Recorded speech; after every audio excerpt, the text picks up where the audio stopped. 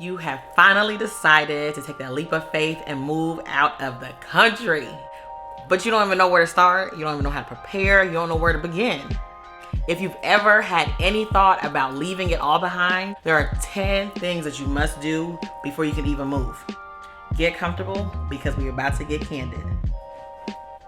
Accra by my friend Maydeen Day, Candid Jewel. Please join me in my journey as I embrace the culture of Ghana while exploring the globe candidly. Go ahead and hit that subscribe button and the notification bell so you always know when I upload. Have a savings. Don't depend on your savings, but you'll definitely need a savings. Research how much the locals spend in that country day to day or month to month. Having any source of income from a different country that translates more than the currency in your current country is always a plus. Whether it be you working virtually in your current career, that will be your foreign income. Or even try looking for a job that you can work remote in this new country. When you go on your trip, make sure you pay attention to what that country is lacking. What could you do to solve a problem? What ideas could you bring from your home country to this new country? Find a problem and make the solution. Let me know in the comments what you plan to do to make a living when you relocate. Number 7, transportation. Determine how you're going to commute. Are you going to be taking the bus? You're going to be taking taxi, Uber, motorbike? How are you going to be getting from point A to point B? Are you going to need a car? If you need a car, are you going to need parking? Are you going to have to pay for parking? How does parking work? Find out all of those things. Documentation. Documentation is probably the most important, if not the most important thing when moving out of the country. Make sure that if you plan on living there long term, find out if you need a visa. If you need a visa, how long is your visa good for? My visa will allow me to be in Ghana for 5 years, up to 6 months at a time. So after the 6 months, I need to leave the country and I can return back for another 6 months. There are other ways for me extending my stay and things like that, but that's something that you want to take note of to make sure that you're not in the country illegally, okay? Think about getting a driver's license or a state ID. Think about documentation that you'll need to open a bank account. These are all things that you're going to have to do prior to even leaving the country. For me, I plan to be there long term, so I'm going to be applying for dual citizenship of Ghana. I'm going to be holding a US passport and a Ghanaian passport. There are things that I have to do prior to me going, like I have to go get an HIV test, thyroid test, I have to get blood work done, annual exam. All these things are on research on what is required to complete paperwork when you arrive. So make sure you do your research, because you don't want to be already up and moved and then find out that you need to get a background check. And that's something that I need. You have to get a background check to show that you're not fleeing the country, trying to come to a new country because you're on the run in your current country. Some countries you might need an affidavit, different things. So make sure that you're looking at everything when it comes to documentation.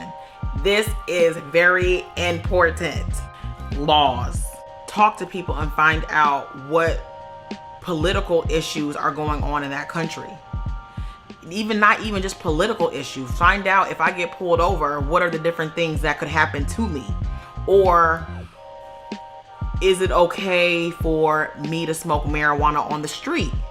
Different things like that. Type things like this in Google, because one of the concerns that I have with moving to Ghana is they're really, I don't want to say the police are corrupt when it comes to bribery, but they don't run on a credit system. So in the United States, if you get pulled over and you get a ticket for speeding, you have so many days to pay for that ticket.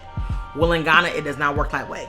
If you get caught for speeding, you got to go ahead and pay that ticket right then and there. They're going to tell you how much it is and you have to give it to them. You can't go until you give it to them. So for me, being an American going to Ghana, I'm already going to be looked at as a target because they think that my American dollar is in my pocket, okay? And it's not going to be because I'm Ghanaian at heart, okay? But that's one thing I have a concern about. I don't want to get pulled over and then they're trying to hustle me, you know? But that's how their laws work in Ghana. That's what they do. Even though that is one thing, that is something that concerns me. That's what prompted me in doing more research about different laws that are not familiar to me. Okay, number 10, housing. Facebook will definitely help you find somewhere to stay.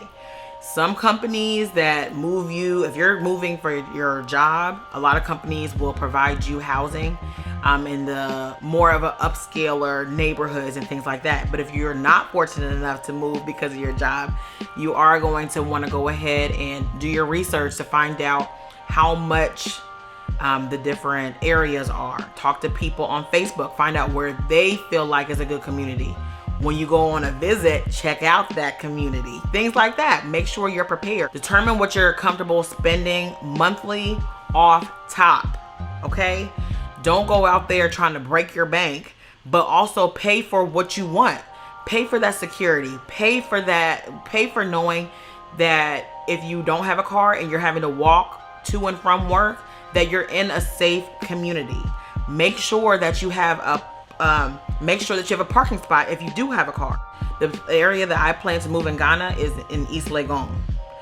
That is more of an upscaler neighborhood. That's a more of an upscaler part of Ghana. But that's what I wanted. I wanted something upscale. I wanted to live on a compound. I wanted the security of having security outside. I wanted all my utilities included. Ghana has Tonatone that is similar to Craigslist here in the United States. I was able to find my apartment there.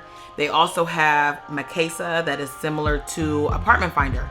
So go on these Facebook groups and see how people are searching for apartments. A lot of people in the groups that are already living there are posting in these groups that they're looking for tenants or they're looking for roommates, different things like that. Make sure you click on the link below in the description box to get your free downloadable template for how to move out of the country.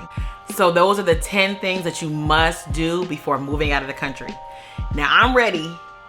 Are y'all ready? Remember to create your own path and say it loud. Candid and proud.